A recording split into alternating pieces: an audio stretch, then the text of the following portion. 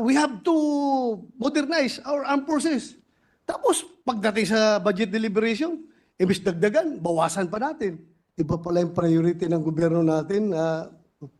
Pina-priority pa yung sige pamigay ng akap.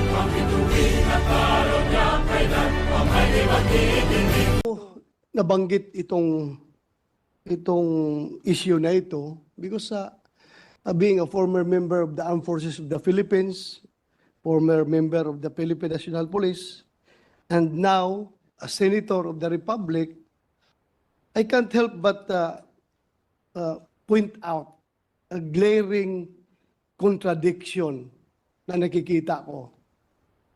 Kasi every time may mangyaring hindi maganda during our resupply missions to the Ayungin Shoal, pag mayroon tayong sailor na naputulan ng daliri dahil tinapyas ng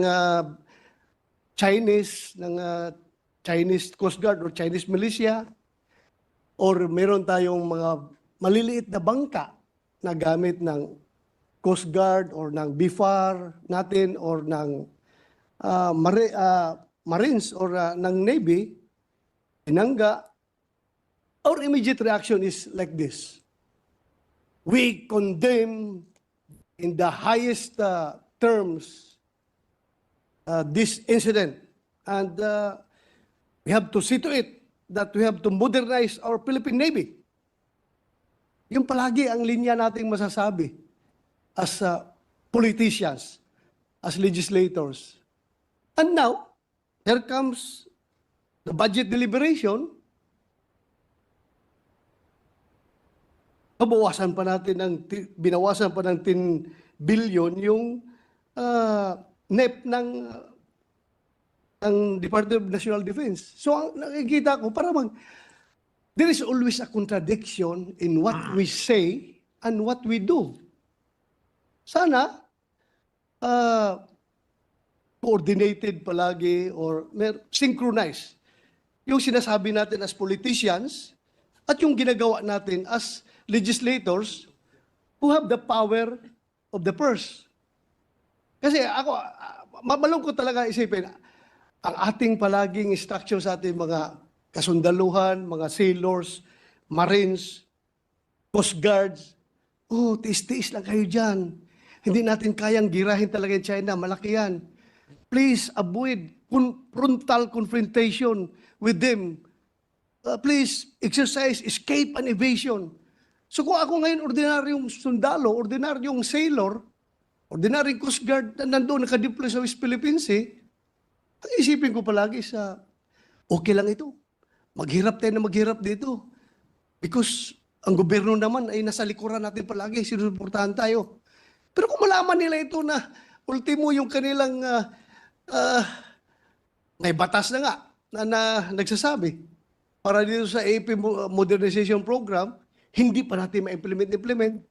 Kung ano yung hiningi nila, proposal nila na 50 billion, babawasan pa ng 10 billion, ay parang malungkot yung ating kasundaluhan, yung sailors natin kapag ganyan ang nangyayari.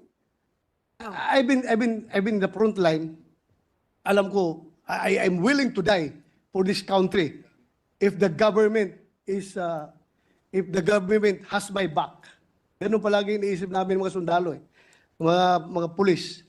But kung ganun man lang na itong mga politiko na ito, magaling lang mag-condemn. Condemn to the highest standards.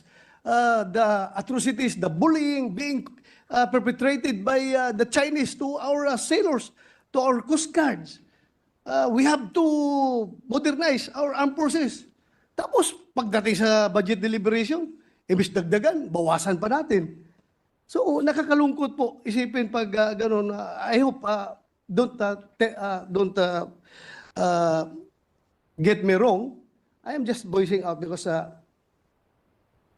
nakikita ko in this august body, I am the one representing the army, the sailors, the soldiers, the sailors, the coast guards, the marines, and all the uniformed services of this country.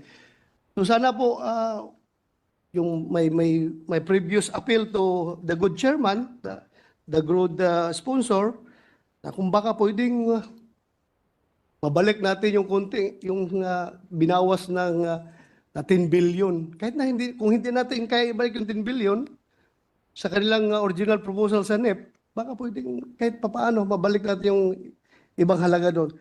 Just to make our soldiers, our sailors feel good, Mr. President, that their government is after their welfare. Because itong AP modernization na ito, major pa ako, andyan na yan, hanggang ngayon, ang dami nang nagdaan ng mga presidente, sad to say, talagang kulang pa rin tayo sa modernization. And we are not blaming our government because talagang wala man talaga tayong pera. Hindi natin sila biniblame ang gobyerno natin. Hirap tayo sa pera. Pero kung maramdaman ko, being a soldier, being a sailor, na iba pala yung priority ng gobyerno natin, pina-priority pa yung sige pamigay ng akap, sige pamigay ng mga ayuda, tapos tayo dito, yung ating modernization ay napapabayaan. So I am talking about the moral of our people in the field, Mr. President, good sponsor. So yun lang gusto ko iparating. Sana kung with your initiative, makakuha tayo ng pangdagdag, ibalik ng konti, kahit na hindi kaya yung 10 billion. A part of it lang, sana maibalik. Para naman masaya yung ating kasundaluhan. Point taken, Mr. President. Actually, kahit naman sa mga Coast Guard, halimbawa, si Senator JV kasi nagdi-defend ng budget ng Coast Guard under the DOTR, dinagdagan naman for fuel, maintenance, expenses. Pero syempre, nandun na ako na sa 6-point-something% lang of the budget ang sa AFP. Tignan po natin and I'll be willing naman to consider your proposals for the committee report.